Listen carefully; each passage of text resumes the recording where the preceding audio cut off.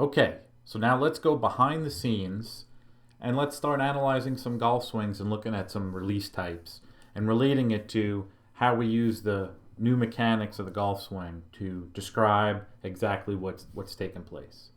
So here's a really great player, tournament player, shoots a lot of low golf scores and a lot of not so low scores for his level of play.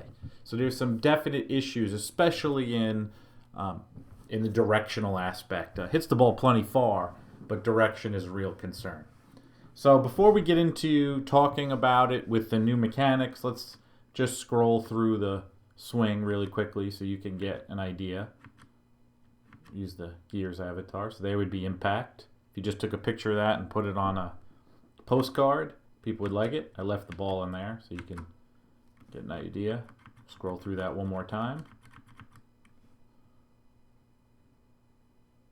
This golfer in the mini tour syndrome, I put him in the category of not as big of a backswing as the release type will do in the next segment. So we'll do a mini tour player with a bigger release, bigger backswing in the next segment. So there's the face-on view. And now let's go down the line. This is a little bit into the downswing, down the line. The first image here is a little bit in, so here it comes. You can see the hands moving out towards the ball line. And you can see the club, the center mass of that club, staying back inside the hands. And there you can see right before contact. This is very popular in pop biomechanics these days, to have the hands out, club head in the center of mass, back and in behind. And here's now the delivery. Impact. And it stops at that point. Okay, so let's talk about this golf swing. Let's go back to the face-on view first. And let's look at the top of the backswing. So here we are, top of the backswing. Let's focus in on some of the things that we use to analysis here. So what I'm going to do now is remove the avatar, and we're going to look at the hub path. So I'm going to take the avatar away for a second, and let's look at the hub.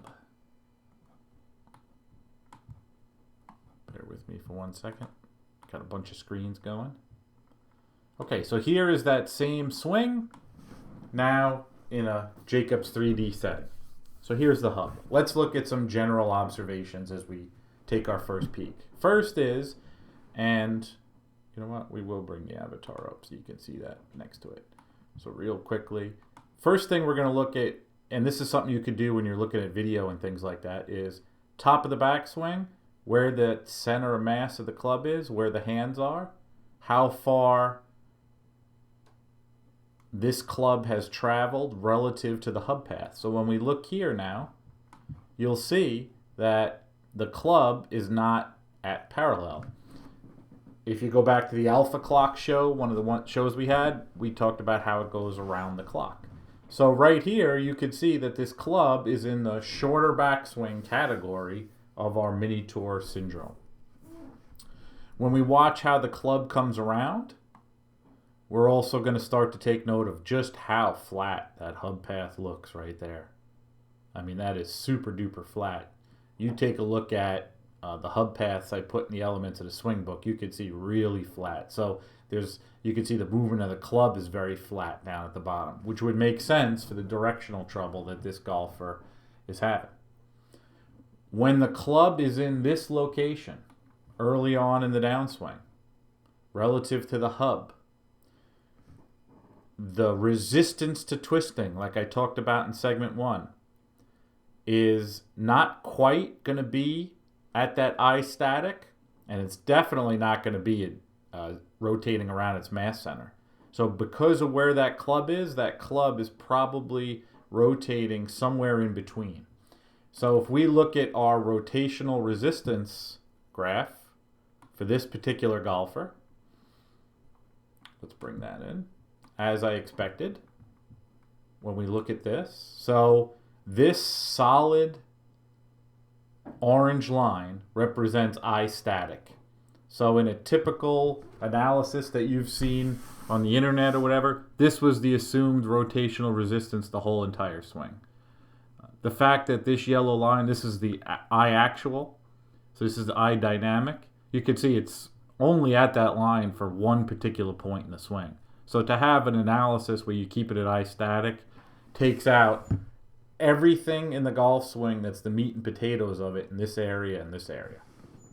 And if this was at 0, that would mean that the club is rotating around its own mass center. So you can see at the start of the downswing, it's not quite halfway to I static. So it's not quite halfway. And then you can see that as this club comes down, it starts to grow. And that's the point in the swing where it's the pivot point is actually at the hands just for that small moment of time. And then you can see it rapidly grow above. And this one gets pretty high up.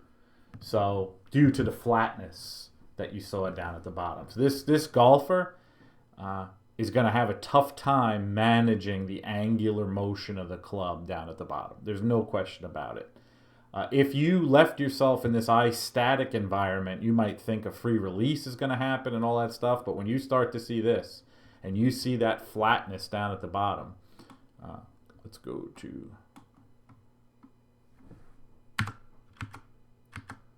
Here you can see just how flat that hub is starting to move.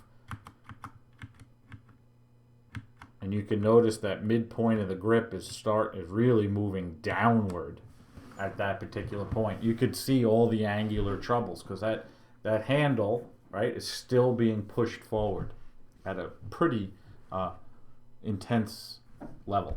So let's take the hub out. And let's look at the hub from the side view now.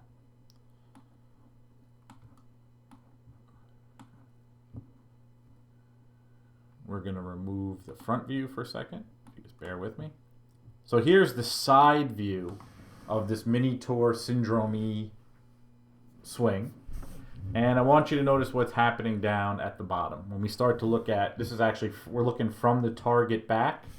So blue is the hub path, as you know, and yellow is the club shaft. So what you're going to notice is as this club is coming down, you'll notice that this golfer moved their hands out towards the ball line, and that club got stuck behind the hub. Now, there's a whole pop industry trying to do that. And I'm going to highly recommend that if you study swings at the level that we do, that you want the club to pitch out. So what this basically will summarize the level of a player right here. And there's a lot of mini tour players, and then the handicap scale you could use just in this one little image is the club pitching out on the other side of the hub at this particular point. And then you could see that difference in curvature of the hub. You can see that the hub isn't moving out as drastically as this golfer is doing. Now, this golfer was trying to do this. This golfer was trying to drive the hub out while keeping the center of mass of the club back and behind, thinking there was going to be some free benefit to that down at the bottom. And you could see down at the bottom, all that it created was just a harsh, linear travel of the hub, no real curvature, and the angular portion of the swing was a disaster. Now, if you think you're going to get some free release from this, I hate to tell you, you're going to get it more from this. This club has to pitch out on the other side. By pitching out on the other side, it sucks energy out of the golfer, and it transfers the energy to the club. This is a conundrum that you're never going to make your way out of. So here's where my good buddy Brian Manzella says a dent in the hub. I call it a heart-shaped hub because if you look from above, it looks like a heart shape right there, although this golfer might be more of a broken-hearted hub. But very important that the pitch out takes place. And as we go through these release segments, we're going to continue on that discussion. So if we went now to the Hub Illustrator, which I know is everybody's favorite, I enjoy it too. And if you look at the book, you'll notice that this golfer is lengthening the curvature, so there's less curve, then curving, and then you could see all green. And we know all green down here is a troublemaker. So there's his hub illustrator, and the troubles that go along with that were well documented in the book, Elements of the Swing. We'll take a look at one other graphic. Just shrink it for you. Here's power.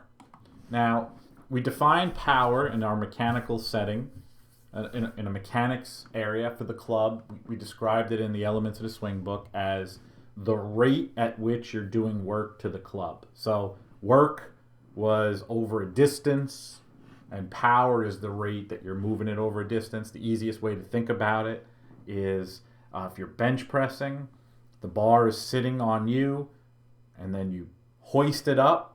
So you brought it from your chest all the way up. That's the work. That's how much you move the bar. That would be the work. And then the power would be how fast or slow you moved it. So when you look at power here, the rate at which you're doing the work, here's the transitional area into the downswing. And you'll notice that there's total power, which is the blue, and it's going to usually drop off. You can't keep it going, so it'll drop off before you come into contact, but that's a story for another day. But what I want you to notice is how the linear is happening, and then the linear drops off, and as you expect drops off to close to zero before contact. But look at this one here. Angular. Look how late the angular is. So because of the way this golfer is pulling the club down and the way that they're trying to keep the club behind the hub, it makes this late, desperate angular. That's what we call it. And that is what I call the Minitor syndrome. This is a syndrome E. Okay. Let's take a look at another couple of areas. Let's get a little more intensified here. Here's the hub quivers. Same golfer. And there you can see that hook and that hook shape down at the bottom.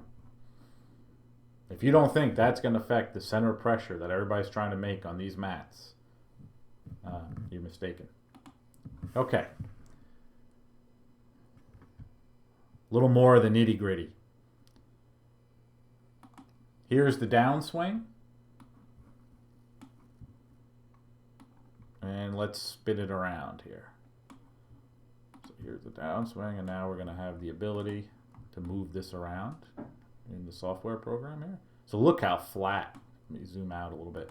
Look how flat that hub is down at the bottom. I mean, that is unbelievable that a player of this level would have that flat of a hub down at the bottom.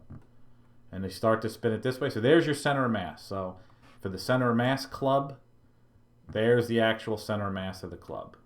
And I'm going to spin it around so you could see. And you could see here that this golfer keeps it inside that hub, and it doesn't make it out around.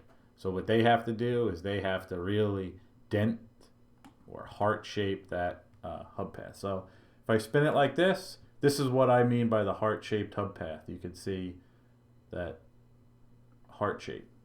Maybe the Manzella dent in the hub should win out, but we'll keep it at heart shape for now. So there's the actual center mass of the club.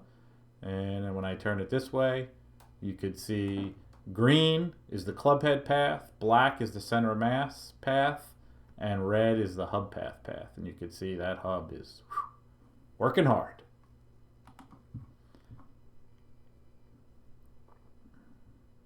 So here's the force applied to the grip quiver. And you can see it's not as pretty as the ones that we used in the book. So take a look at this jaggedness in the force direction. When you start to see those spirals that were in the book, and you saw that steady, smooth force direction, here you could see there's a lot of trouble in how this club is being yanked around. So that type of yanking on the club, pulling on the club, is definitely going to affect the angular contribution. Now, if I took this and I turned it on its side, you could see just how so-called out of the plane the force is. I know it's being championed to talk about this major divergence in the force and the hub path. And this is a golfer who was trying to do it. And when I turned it on its side, you would see black coming out of the blue, coming out of the plane. The shaft, there's the club head, to show how three-dimensional it would be. It's being vastly overstated, this three-dimensionality of it. So now, if I wanted to, and I created this little graph for everyone, this is how in and out of the plane the force is. So you can get an idea. So you can see early on in the downswing, this golfer, that's how much out of the plane the force was. And you could see down towards the ball, there was a lot of force in trying to stand the handle up. After impact, we're not going to discuss because a lot happens at the impact. But so that's at a plane, and then at a plane here. This is something I don't think you want. But that's how out of the plane the force is for all the out of the plane force club. So you can see. So you could come, test any shot you want, and work on how in and out of plane the force is.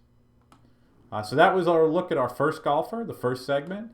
And this was the Mini Tour Syndrome E with a less than parallel backswing. Hope you enjoyed.